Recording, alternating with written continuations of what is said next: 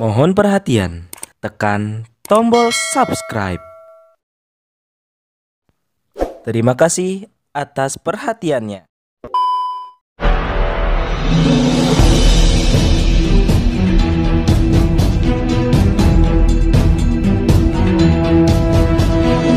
Saya Yani Muhammad, driver online Depok.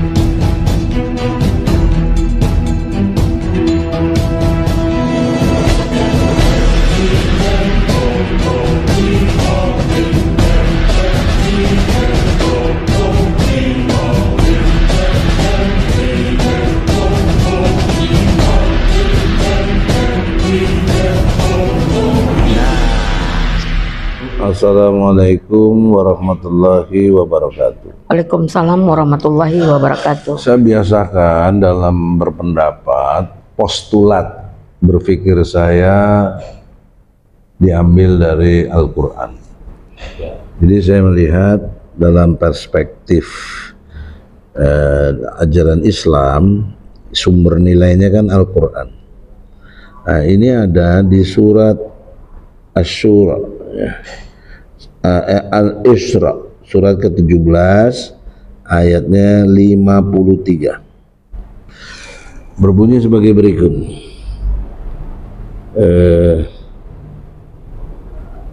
Dan katakanlah kepada hamba-hambaku, ini Allah ya, hendaklah mereka mengucapkan perkataan yang lebih baik, dalam kurung benar. Sungguh, nah di sini titik tekannya itu ya.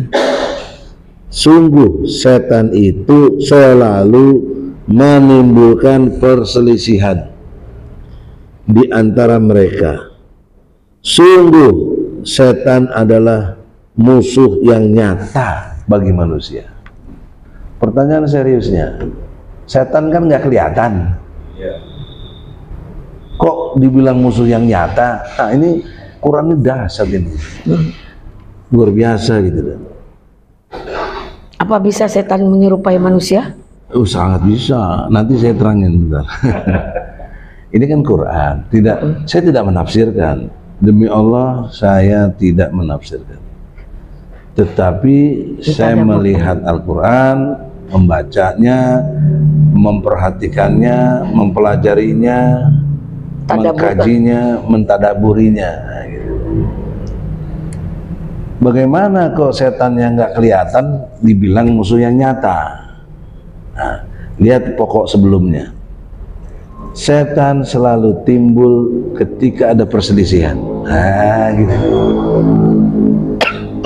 Bagaimana setan? Nah, kan begitu. Bagaimana setan menimbulkan perselisihan itu jadi bentrok, jadi bertikai, bahkan bunuh-membunuh, bahkan satu bangsa dengan bangsa lain perang. Akar masalahnya dari perselisihan, Pertikaian, ya, yang dihembuskan oleh setan. Lewat mana setan menggoda? Nah, dijelaskan di surat 22, tadi kan 17 ya, sekarang 22. Ya, surat ke-22 itu tentang Al-Hajj. Al-Hajj membicarakan ayatnya 52, bagaimana cara setan menggoda. Nah, begini. Dan kami tidak mengutus seorang rasul dan tidak pula seorang nabi sebelummu, engkau Muhammad, ya, melainkan apabila dia mempunyai suatu keinginan. Saya ulangi lagi. Apabila dia di sini para nabi tadi itu kan mempunyai keinginan, setan pun memasukkan goda-godaannya ke dalam keinginannya itu. Bayangkan. Jadi cara setan masuk melewat keinginan manusia. Pertanyaan saya, ada nggak manusia yang tidak punya keinginan? oh nggak ada, hampir semua. Makanya Punya keinginan. ketika setan mampu menumpangi, menggoda, menggerayangi keinginan-keinginan manusia yang cenderung cinta dunia dan takut mati, misalnya ada orang yang berkuasa pengen 3 periode misalnya, Ya. kan keinginan tuh. digoda lah masuk setan, zrut. Nah, bagaimana cara masuknya? Nah, ada lagi diterangin. Saya bilang dari tadi saya tidak menafsirkan, tapi saya mentadaburi Quran dari ayat satu ke ayat yang lain. Jadi nggak bakal salah, karena bukan pendapat Egy Sujana. Pendapat Al-Quran. Ini Al-Quran. Ya. Nah, inilah metodologi berpikir saya, namanya Osjubedil. Osjubedil. Objektif, sistematis, toleran, jujur, benar, adil. Gue udah pinter, murid yang lolos nih. Nah, menariknya lagi diterangkan dalam surat Toha. Surat Toha, surat ke-20 mengatakan dengan sangat jelas di sini ayatnya 120. Di dalam konteks ini kemudian setan, jelas Allah kasih sebut, kemudian setan membisikkan pikiran jahat kepadanya. Jadi ada keinginan, ada pikiran. Nah, keinginannya apa? Rasa, nafsu, perasaan, keinginan. Nafsu. Nah, pikiran itu apa?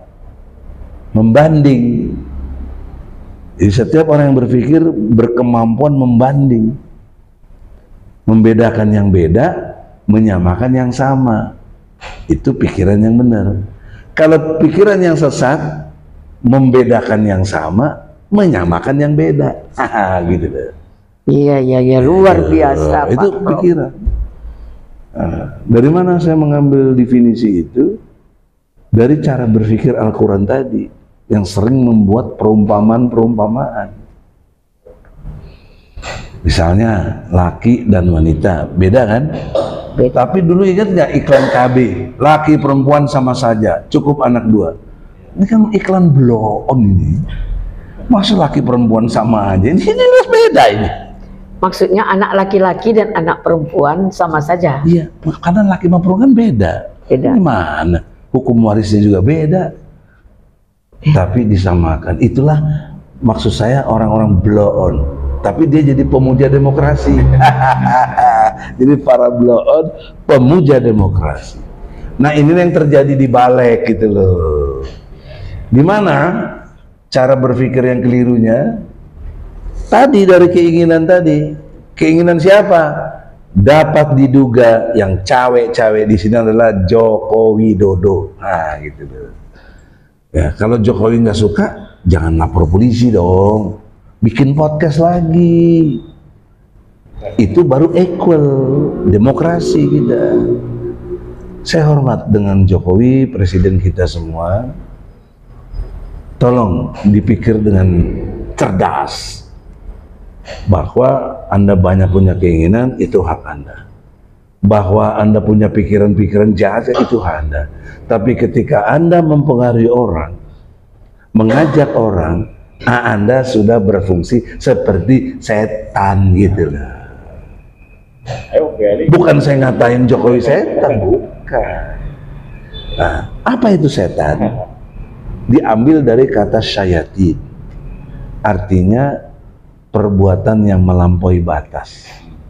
Jadi setiap perbuatan melampaui batas dari seseorang, maka dia berwujudlah jadi setan, musuhmu yang nyata. Nah, begitu loh Quran tuh. Luar biasa. Ya, bukan kata Egy loh ya, Quran tadi.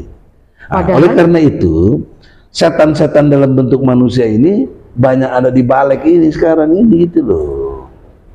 Dia mempengaruhi orang, bahkan tidak berpikir. Bagaimana dia berpikir? Dia menyamakan MK dengan MA, Mahkamah Konstitusi, Mahkamah Agung. Apa yang disamakan? Kesetaraannya. Bahwa putusan MA itu kan dianulir dalam pengertian oleh putusan MK nomor 70 tentang batasan umur 30 tahun untuk calon gubernur. 60. Nah, karena anak Joko Widodo namanya si Kaesang yang sekarang lagi foya-foya di Amerika, naik private jet lagi. Dan private jet juga. Ya, sama istrinya kita disuruh ribut, para blow-on pemuja demokrasi tadi ribut ya. Dia enak-enakan private jet lagi. Katanya Jokowi sederhana. Gimana sih sederhana? Private jet punya siapa tuh? Punya siapa tuh? Masya Allah. Itu poin pentingnya adalah kekeliruan dalam menyamakan antara MK dan MA. Kenapa? Karena dia beda fungsi. Fungsi MK hanya dalam perspektif judicial review antara undang-undang yang bermasalah bertentangan dengan Undang Dasar 45. Itu fungsi MK, Mahkamah Konstitusi namanya. Lalu Mahkamah Agung apa? Mahkamah Agung levelnya membicarakan judicial review urusan peraturan-peraturan di bawah undang-undang yang bertentangan dengan undang-undang. Ini kan beda. Kenapa terus disamakan oleh balik ini kesetaraan? Di situ lah blow on gitu loh. Jadi gini Bang. Coba gimana pendapat Anda? Tadi Abang udah menyampaikan bahwa MK dan MA itu tidak setara. Bukan tidak setara, beda fungsi. Setara iya, tapi berbeda fungsi. Nah itu baru benar. Di sini ada satu peristiwa, ujuk-ujuk ada putusan MK yang katanya tidak dari putusan atau utusan dari para partai pengurus, seluruh pengurus partai, tidak dari pengurus partai, hanya diadili, dipermohonkan oleh Dewan Pakar, Dewan Pembina, Dewan penasehat dari masing-masing partai yang hadir di MK itu, maka diputuskanlah nomor 60. Yang pertama yang 70 itu tentang umur. Tadi kalau 60 itu tentang yang berkait mengenai apa namanya itu? Apa? Threshold. Yang 20% jadi cuma 7,5%. Nah, ini kan kalau dipikir keputusan MK ini juga kami rasa tidak ujuk-ujuk sebenarnya, cuman ada apa kok di ujung perjalanan ini mereka muncul gitu. Pertanyaan jawab juga dong, ada apa? Iya. Ada apa? Ya mungkin begini Bang, masalahnya begini Bang, supaya kita ini jangan tebar hoax. Iya, dulu, ini sebelum saya jawab ya Bang, dulu saya kalau nggak salah pernah tim Egy Sujana, tokoh-tokoh, aktivis, dan juga DPD RI di pemimpinnya Tamsil Lindrung mengajukan permohonan kepada MK, yaitu tentang parliamentary shot 0, parliamentary shot itu 0%. Nah, itu MK nolak. MK menolak. Nah, sekarang ujuk-ujuk seperti ini. Nah, ada apa? Jawab dong, ada apa? Kalau saya menjawabnya seperti ini, ada kepentingan tertentu. Apa tertentunya? Nah, contoh, kita kemarin harus melihat hasil dari putusan MK ini. Gibran dengan apapun dilakukan, menghalalkan segala cara si paman tadi melakukan peristiwa hukum tersebut dengan memberi peluang sehingga terjadilah Gibran dengan lolos. Sekarang jawabannya, walaupun paman dipecat, peristiwanya tetap jalan, putusannya tetap dilakukan.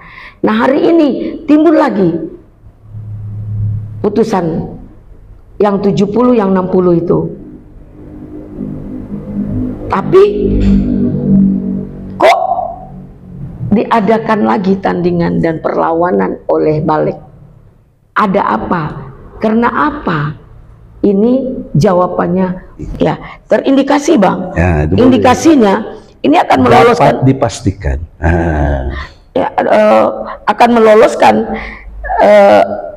calon yang baru, yaitu Kaisang. Oke, gitu. Jadi jelas. Nah, sebenarnya ini sudah memenuhi unsur untuk KKN, nepotisme sesuai dengan undang-undang itu sendiri. Tapi tidak bisa berjalan dan belum ada berkutik dengan persoalan ini. Dan itu sudah kita laporkan Ya, ke Polda Metro. Supaya jelas ya, jauh sebelum adanya Pilpres, karena indikasi yang kita disebut Bu Eli tadi, nepotisme. Nepotisme itu ajaran yang mendasari kepada nephew, artinya ponakan. Itu artinya ponakan. Jadi nepotisme, ketika MK memutuskan Pilpresnya itu tidak ditemukan nepotisme, muncul pikiran logika yang sehat. Kalau tidak ada nepotisme, Gibran jadi anak siapa? Gibran ponakan siapa? Kan ponakan dari Paman Usman, gitu loh. Kalau Gibran nggak diakui ada nepotisme, berarti Jokowi siapanya Gibran? Serius loh. Dan MK tidak bisa menjelaskan ini.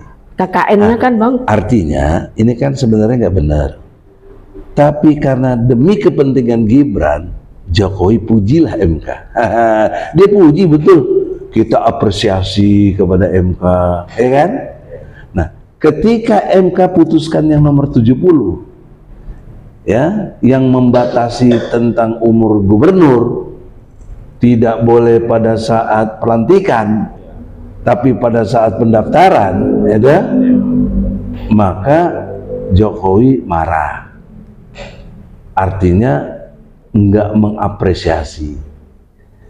Nah, dia kembali sebentar, dia mengapresiasi Mahkamah Agung yang karena meloloskan, sehingga Mahkamah Agung dipuji-puji oleh Jokowi sebagai yang apresiasi. Gitu loh. Nah, di sini ada standar ganda yang luar biasa. Terhadap satu persoalan. Nah, ini perbuatan namanya melampaui batas. Nah, ingat tadi kalau melampaui batas siapa? Abuse. Setan. Udah gitu loh. Jadi begini Bang. Langkah-langkah seperti ini kalau dalam proses hukum ini sudah masuk pada unsurnya. Kenapa? Kita menilai jangan berlaku semena-mena lah, seenaknya aja, abuse of power apa namanya? Abuse of power. Nah, terus jadi dalam hal ini ketika putusan MK itu menganulir untuk kepentingan Gibran itu oke. Nah, sekarang ada kepentingan baru. Kaisang. Nah, itu kita anggap juga oke. Kenapa dihalangi oleh Balik?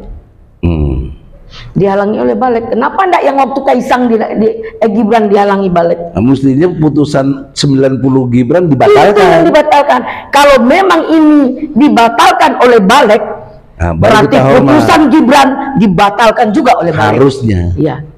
Jadi itu hebat Beli itu, top itu. Ya, jadi kita harus berimbang, jangan semua mau diokekan, maunya dia aja. Emang negara ini bapaknya yang punya. Yeah. Hah? Negara ini ada aturan dan peraturan dan ada undang-undang dan ada perundang-undangan. Jangan tiba-tiba ujuk-ujuk mengadakan seperti ini, lahir Perpu. Ini yang kita khawatirkan. Terpancing demo segala macam, lahir Perpu, kemudian menang lagi. Dia lagi. Artinya seperti itu.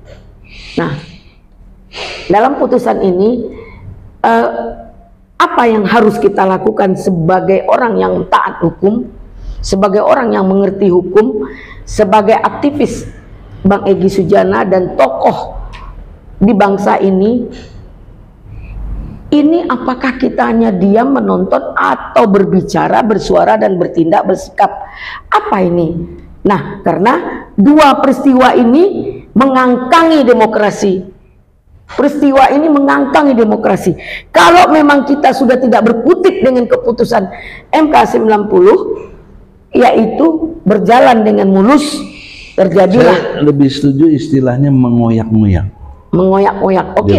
Kalau mengangkangi cuma begini dikangkang gitu, enggak. Kalau mengoyak-ngoyak, dicabik-cabik betul. Ya, itu bisa saja untuk mengimplementasikan sebuah perasaan. Iya, makanya. Nah, saya mengilustrasikan mengangkangi itu agar ini Bang, apa namanya, terlalu pornografi gitu. Lebih bagus mengoyak-oyak. Waduh. Oke, saya sepakat. Jadi dikoyak-koyak lah. Ya, Oh, demokrasi ini tercabik-cabik oleh perbuatan rezim. Nah, Nah, itu perbuatannya melampaui batas nggak? itu sudah abuse of power. Melampaui batas nggak? Melampaui batas Siapa yang melampaui batas pekerjaannya? Namanya? itu adalah setan. Itu. Nah, jadi perbuatan yang melampaui batas adalah setan. Jadi setan musuh yang nyata, bukan nggak kelihatan jelas setan itu. Nah, hari ini Bang, saya miris juga nih. Kalau ini dianggap chaos, Nah, iya. saya melihat demo tadi seperti sebuah pawai ta'ruf, seperti sebuah sandiwara yang seolah-olah dengan gampangnya jebol itu pagar. Kemudian dengan gampangnya jebol lagi pagar belakang. Coba kalau benar, naikkan itu cendawan biru hijau itu, duduki itu, baru the best. Kalau hanya sekedar gitu-gitu, enggak. Nah, yang menarik saya perhatiin kok nggak ada water cannon. Nggak ada. Nggak ada water cannon. Nah ini Beda 10 tahun lalu ya, tidak saya bangga-bangga ya. 10 tahun lalu saya turun. 2014 ya. Ya, pas Jokowi mau itu tuh. Saya turun ke DPR, pagar DPR, saya waktu itu baru punya Land Cruiser tuh. Saya pakai buat dobrak pintu DPR. Saya tarik itu sampai jebol itu. Walaupun akhirnya Land Cruiser-nya ditahan di Mabes Polri itu. Sebulan masih banyak nasi bungkus lagi di dalamnya sampai jadi basi. Ditahan, supir saya ditahan juga tuh. Itu saksi waktu itu pengorbanan dari perjuangan. Artinya ada water cannon, ada daya dobrak yang luar biasa, dikejar-kejar sampai di penjara ya. Itu bulan puasa kan ada Bang, water cannon. Kalau sekarang kayaknya sebut aja kayak memang dikondisiin gitu loh. Saya khawatir. Terindikasi karena ada artis loh Bang. Ya. Datang artis rame-rame. Wah, ada Reza, ada Raffi Ahmad. Sekolah-sekolah para pendemo lah dia. Iya, seolah ikut mengkritisi dan berapresiasi di sana. Selama ini kemana aja? Aduh, belagu lah istilahnya ya Bang, maaf ya. Nah, dalam hal ini ngapain? Terus apa maksud kehadiran dia? Untuk apa? Mengerti nggak dia apa yang dimaksud perjuangan hasil dari demokrasi hari ini? Mengerti nggak dia dengan demokrasi? Nah. Saya rasa mereka tidak mengerti. Artis-artis itu nggak akan mengerti dengan demokrasi. Dia mengerti hanya dengan sebuah instruksi atau sejenisnya. Jadi ini istilahnya by design, nah, gitu. Oh, bisa saja indikasi ya Bang. Indikasi. By design, karena kita lihat hari ini kurang nyentrik demonya, Kurang greget demonya. Ini ribuan orang datang, puluhan ribu datang, tapi nggak. Logika berikutnya, kalau dikaitkan dengan 98, kalau ada masuk jebol, itu bisa geruduk sampai di atap, di atap DPR RI itu, di gedung yang bulat itu. Itu apa itu namanya cendawan? Ya. Itu baru top, bener. Jadi sekarang istilahnya ada dikondisikan untuk tujuan apa kira-kira? Pemahaman saya, namanya analisa bisa keliru ya. Itu satu upaya untuk menimbulkan kesan ada rusuh. Tujuannya apa biar? Nah, kalau ada kerusuhan, Jokowi dengan mudah bisa ngeluarin perpu. Bisa. Bahayanya sehingga pelantikan Prabowo tertunda. Nah, ini bahayanya. Jadi saya ingatkan para pendemo harus tahu batasnya. Jangan sampai mengganggu pelantikan Prabowo. Saya nggak ada urusan dengan Prabowo. Saya dukung Anies kok kemarin. Ya dulu kan abang orang Prabowo sampai di penjara loh abang karena membela Prabowo. Dua kali Pilpres 2014, 2019 saya lawyernya Prabowo. Iya. Yang 2019 saya di penjara. Kita berjuang siang malam. Tapi saya bangga juga dengan Prabowo. Prabowo yang bantu saya bebaskan lewat Dasko. Iya. Sumi Dasko. Saya akui kalau orang baik orang kita. Saya kan selalu harus balas kebaikannya itu. Iya. Nah oleh karena itu yang sekarang ini Saya khawatir justru ini by design yang untuk tadi itu kerusuhan bisa aja terjadi, bisa ya. Mudah-mudahan kagak. Tapi kalau ini kasih itu ada, nanti jangan sampai berdampak untuk penundaan pelantikan. Oh, kalau ditunda bisa perang, Bang. Ya, kalau ada yang iming-iming, kalau ada yang neken belum tentu juga manusia. Iya, tapi kan ini nggak boleh. Ibarat kata. Ya oleh karena itu jangan sampai. Iya, ini kita kalau Prabowo dilantik, pelantikannya harus dikawal dengan baik. Semoga terlaksana dengan baik karena sudah waktunya dan nggak ada lagi yang menghalangi. Pak Jokowi sendiri juga menyetujui dan merestui Prabowo itu. Nah, kok dia ada lagi trik-trik yang seperti ini? Ini ketakutan dan kekhawatiran kita loh, bukan ya, karena dari apa-apa. Kecepatan yang terjadi, misalnya kemarin loh, baru putusan MK. Dan hari ini sudah ada balik. Kemana naskah akademiknya? Mana prosedur-prosedur? Itu batal demi hukum, Bang, karena tidak ada legal standingnya, nggak jelas. Harus ada naskah akademik dan segala macam. Namanya undang-undang kan? Ya, juga harus ada yang kita kalau rapat tuh, Bang, absensi rapat, ada dengar pendapat, notulen rapat dan semuanya ada pembuktian itu. Ini nggak ada. Kemarin 2 hari yang lalu pengumuman kita baru seneng, ujuk-ujuk balik meminta ke mahkamah ke MA, kan nggak mungkin ini. Jadi sepertinya bangsa kita ini dikoyak-koyak tadi itu sehingga jadi lemah dan kita nggak bisa maju jadinya. Di situ aja kayak hamster, tuh hamster. Ya. Tahu Bang. Kayaknya jalan tapi di situ aja. Ya.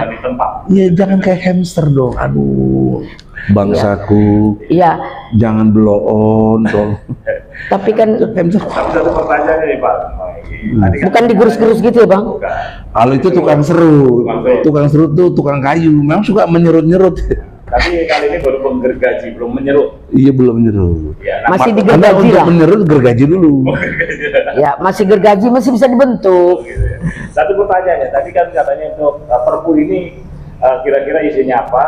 Selain tadi ada untuk menggagalkan pelantikan, apakah juga bisa melenggangkan jabatan Joko 3 periode atau 1 tahun? Bagaimana, Bang Egy atau Bu Eli? Boleh dulu, silakan.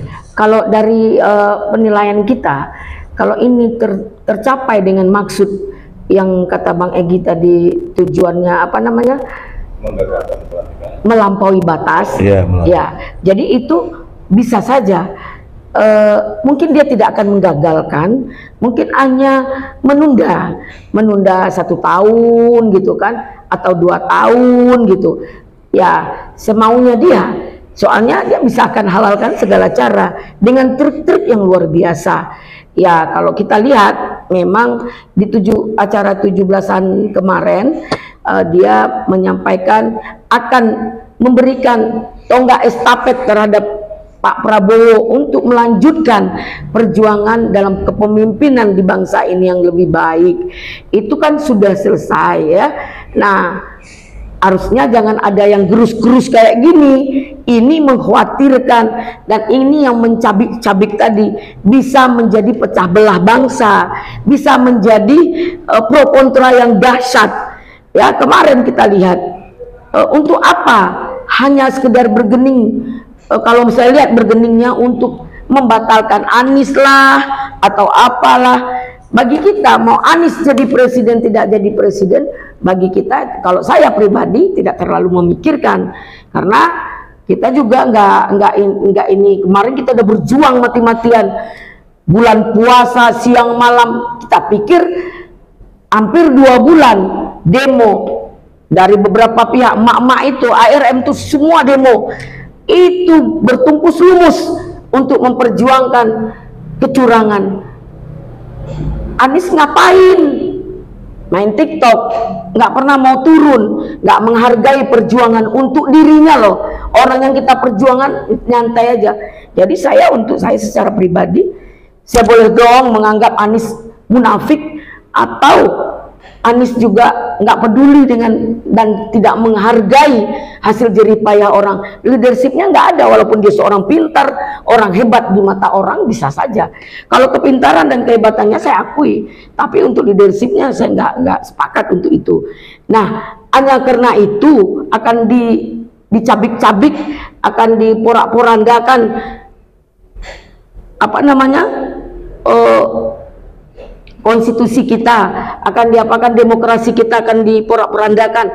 Ya jangan dong, jangan nafsu yang diikutkan untuk dihalalkan segala cara demi tujuan, demi suatu keinginan. Apa tadi Bang Egy bilang, ada satu pendapat dan satu keinginan, sejalan pendapat dan keinginan, keinginan dan pendapat. Dan situlah setan masuk. Nah, dari situlah setan masuk.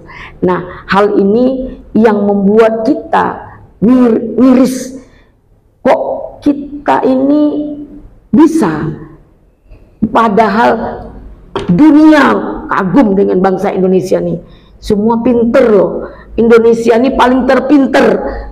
Cara berpikirnya paling hebat, diakui oleh dunia. Namun oleh bangsa sendiri dilemahkan dengan kepentingan, ya Bang?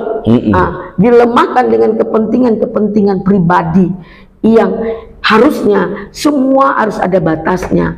Ada orang, ada masanya, ada masa, ada orangnya. Ibarat kata, di sini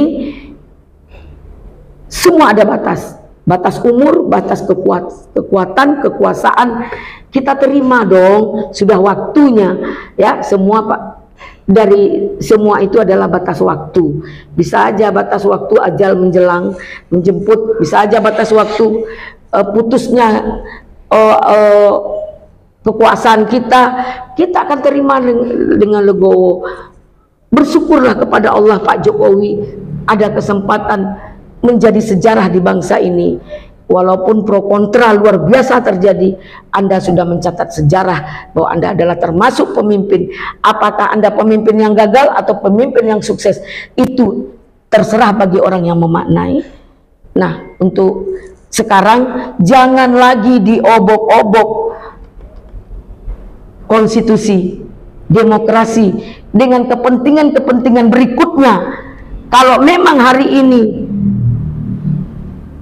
terakomodir putusan yang dilakukan oleh MK, terakomodir oleh MA, dengan ini kita bermohon atas nama masyarakat, atas nama kita penegak hukum, bahwa yang putusan MK 690 kemarin itu juga dibatalin.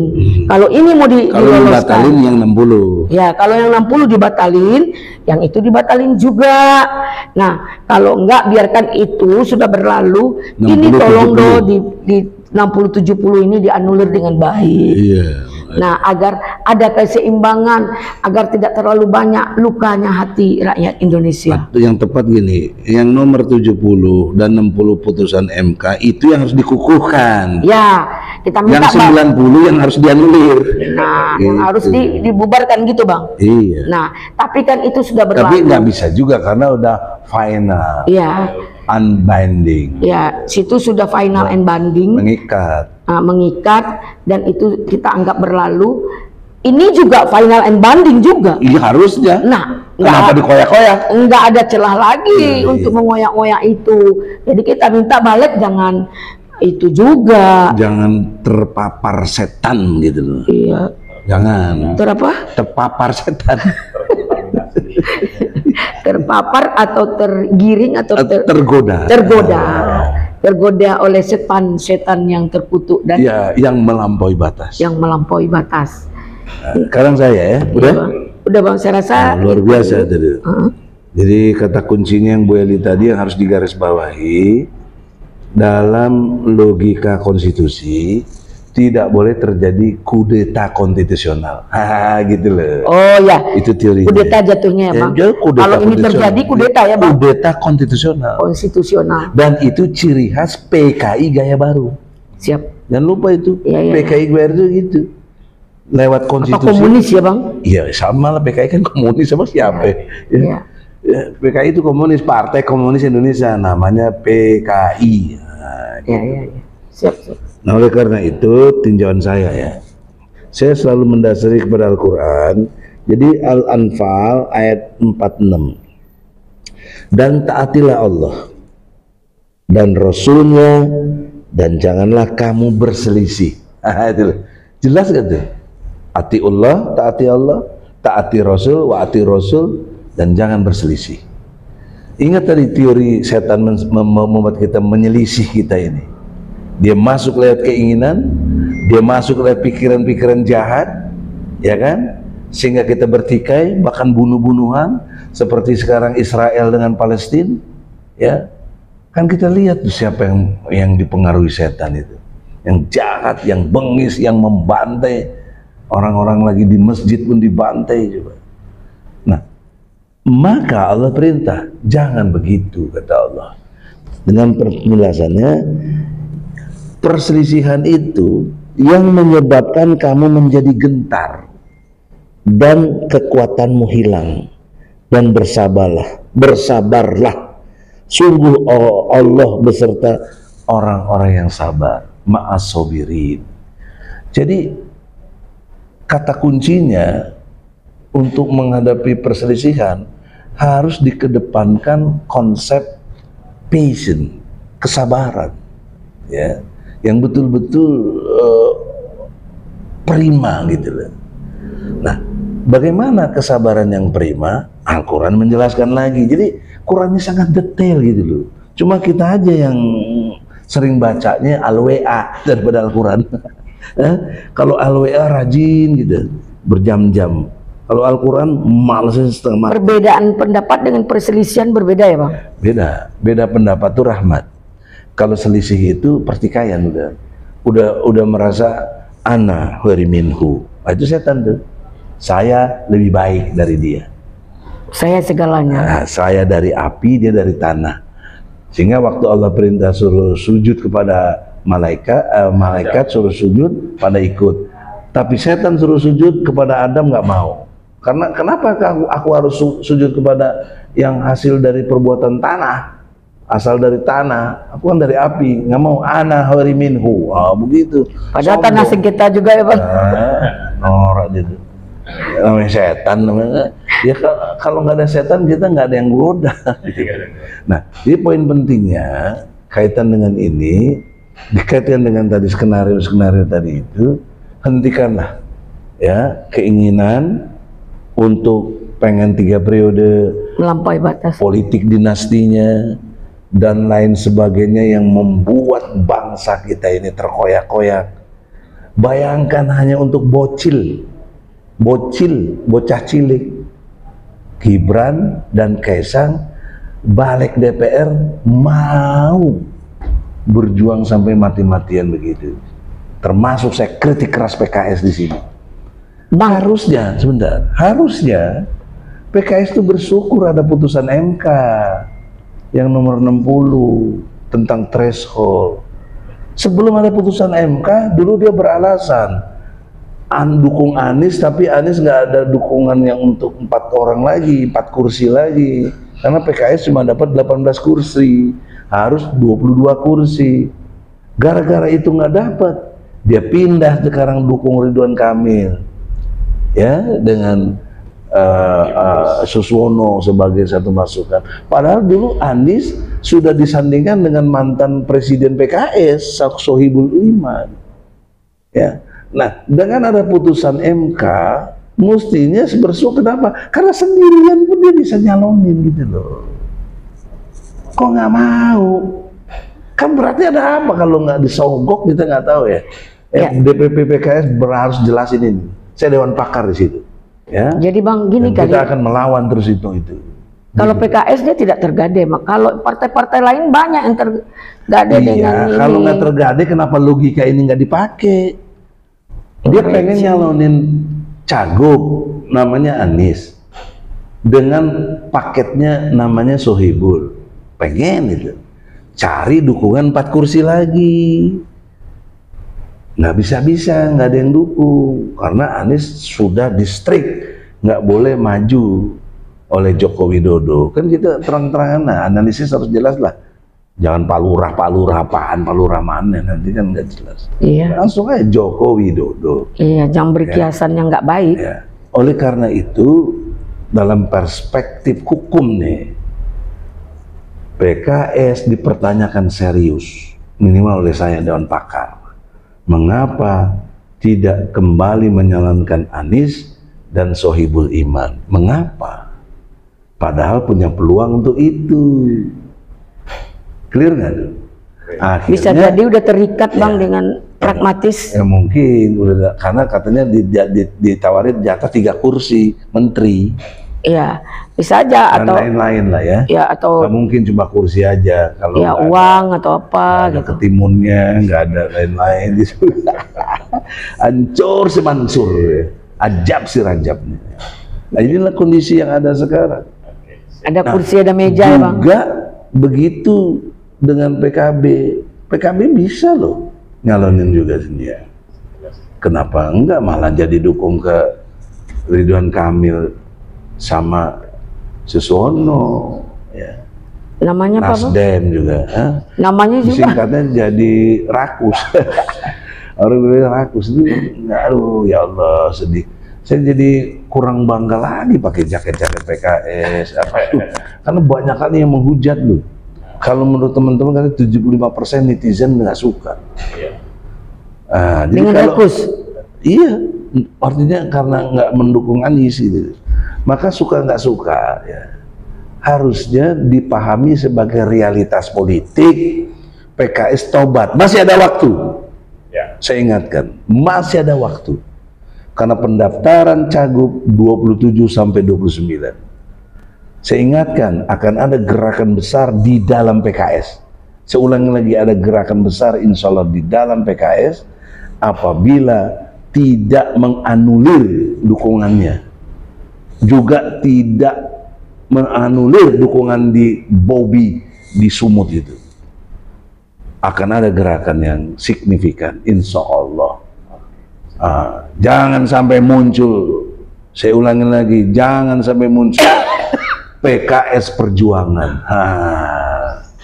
Kalau udah itu muncul ngeri bos, ya.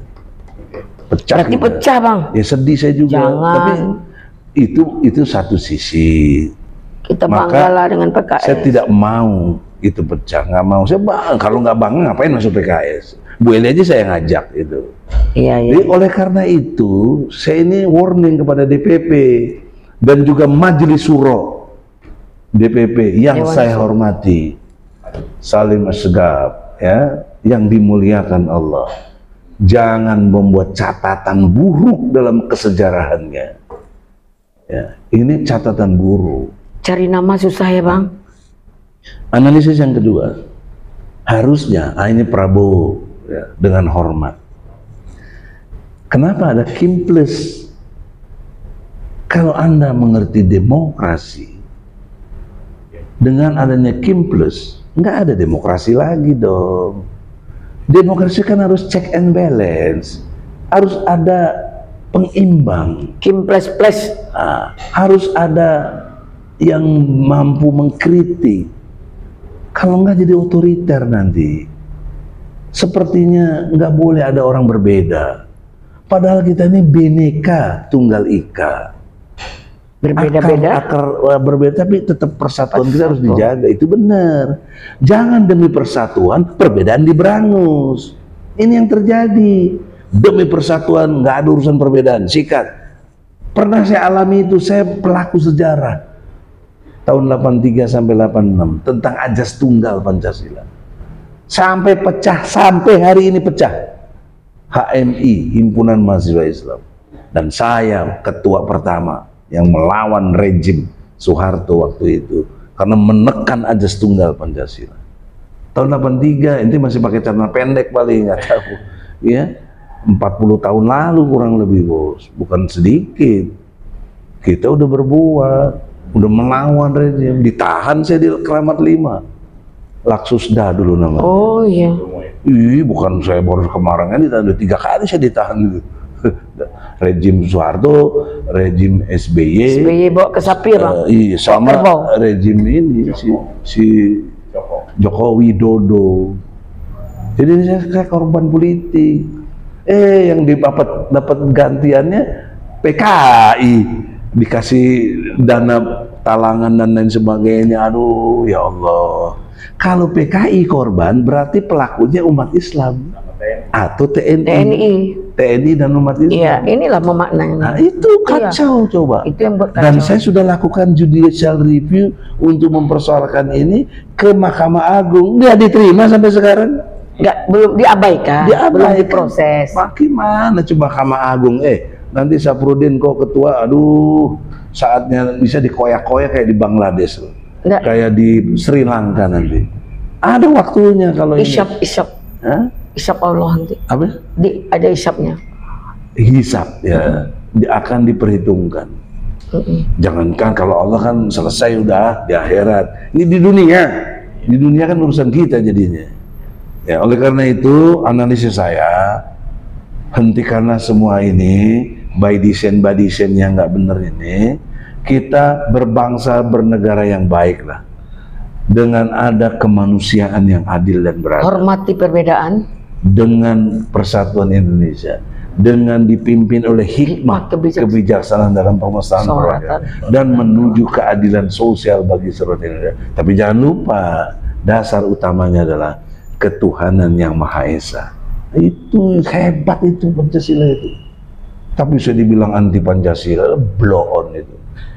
Waktu diinterogasi sih di Laksus, kamu anti apa Pak Pancasila? Kamu ngerti nggak Pancasila? Saya balik tanya. Saya kalau diinterogasi nggak ada diam-diam, kita lawan apa lu? Gue lebih pinter kok.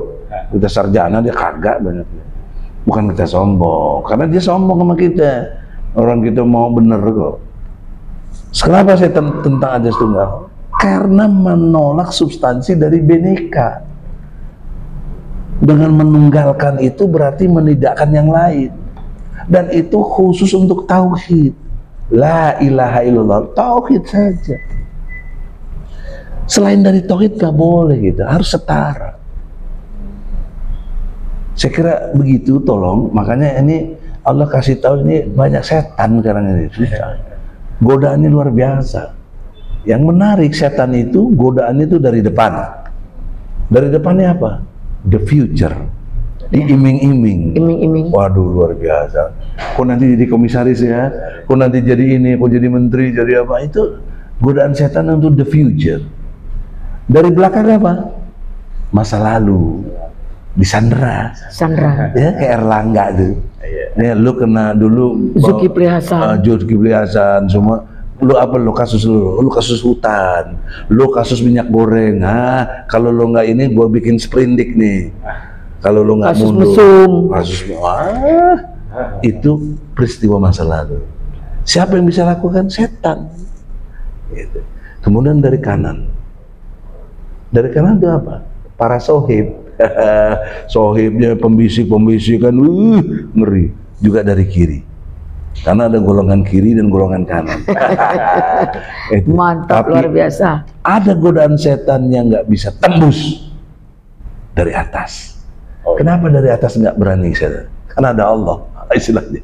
Ya, perumpamaan. Masya Allah. Allah nggak bisa. Kalau maksudnya bagi orang yang sangat sering berzikir, selalu banyak ingat Allah, nggak mungkin tembus setan. Nggak mungkin. Yang kedua, dari bawah.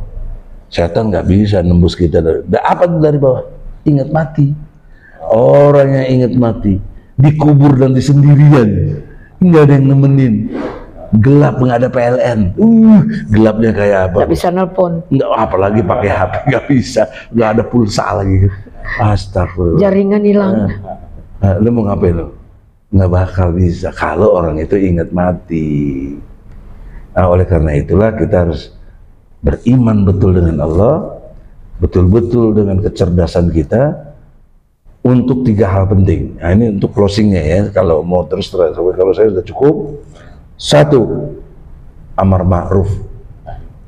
Amar ma'ruf dulu, banyaklah berbuat baik. Berbuat baiklah kamu, kata Allah.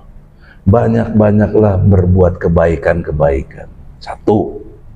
2, nahi mungkar. Kejoliman yang kamu lihat, muncullah Nah, inilah yang saya bangga dengan Bu Eli selesai itu. Di mana ada kezoliman, terutama apalagi kalau saya dizolimi, dia tampil bela. Ya, waktu saya pertama jadi mau ditahan di Polda Metro, ini sampai naik meja apa satu pasal pun yang Egy Sujana langgar, nggak bisa dibantai, itu fakta. Juga lainnya kita banyak bela kasus lah bersama dalam TPUA, tim pembela ulama dan aktivis, lagi kejar ijazah palsunya Jokowi. Kalau mau ini yang harus dikejar tuh ini secara ilmu hukum udah pasti keliru. Kenapa? Udah lewat pengadilan kok di pengadilan negeri Solo, nggak pernah bisa dibuktikan ijazah aslinya Jokowi. Termasuk saudaraku, rekanku Otto Hasibuan, katanya pernah bilang Jokowi punya ijazah aslinya. Mana? Tunjukin sini, mana istilahnya? Tampilkan di pengadilan, lab krim dulu. Wah, nggak sampai sekarang Otto. Anda punya reputasi luar biasa, raja advokat, saya akui Anda, peradi. Tapi saya juga raja juga di sisi lain, emangnya ente aja, ya. Oleh karena itu, dalam perspektif hukum, mari kita bertarung secara intelektual, ya, nggak usah bertikai. Kita punya makom masing-masing. Onderdilnya harus betul-betul onderdil yang orisinil, jangan onderdil yang istilah KW1 KW2, jadinya kacau cara berpikirnya. Ya, jadi banyak onderdil yang nggak asli, ya. Nah, yang ketiga, saya ulangi sebelum yang ketiga, amar ma'ruf, berbuat yang baik. Kedua, nahi mungkar, melawan segala kezaliman. Yang ketiga, Bu Eli, semua everybody, diri saya, anak cucu saya, istri saya ingatkan dengan baik, niatkan mati syahid. Amin ya Allah. Kata Nabi, walaupun kamu tidak mati dalam pertempuran, tapi sudah pernah niat mati syahid, insya Allah setara dengan mati syahid itu. Nah, kalau orang punya 3 prinsip ini, nggak mungkin setan tembus, nggak mungkin, mana bisa tembus, ya, diiming-iming segala macam, enggak lah. Dia bisa mati syahid, kok ngapain bisa tembus? Ini yang nggak ada di para politisi, recehan aja pada berubah, takut, penakut, penipu semuanya itu. Saya tidak sok suci, banyak juga kelemahan saya, tapi janganlah mengkhianati Allah Subhanahu wa Ta'ala. Nah, closing statement saya ya, satu, kalau memang ini diobok-obok putusan MK yang 2 hari yang lalu, 3 hari yang lalu, mau diobok-obok oleh balik, boleh batalkan putusan MK ini, berarti putusan MK yang kemarin 90, batal juga, yang 90. Kalau ini putusan MK 90 sudah berjalan, sudah berkekuatan hukum atau sudah mengikat, tidak bisa dibatalkan. Ini juga tidak bisa dibatalkan. Karena sama-sama putusan putusan MK. Jangan merubah konstitusi, jangan memporak-porandakan konstitusi, jangan kudeta, mempecahkan, jangan coba-coba kudeta di konstitusi, jangan memecah belah reformasi.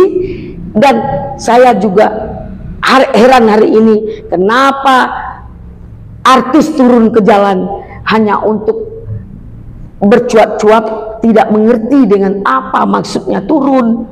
Artis tidak mengerti tujuan, apakah ini pemecah konstitusi, apakah pemecah belah, atau pemecah apapun. Yang penting hari ini harus disamakan dengan putusan MK tahun 2024 sebelum Pilpres, yaitu nomor 90.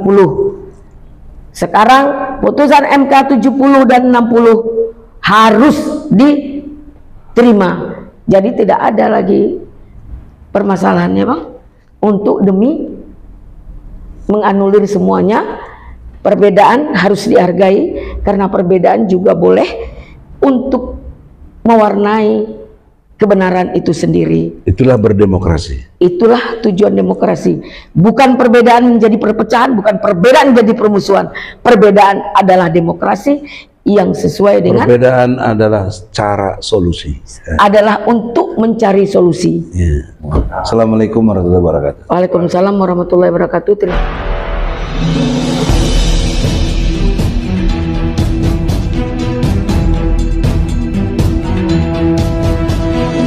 Saya Yani Muhammad, driver online Depok.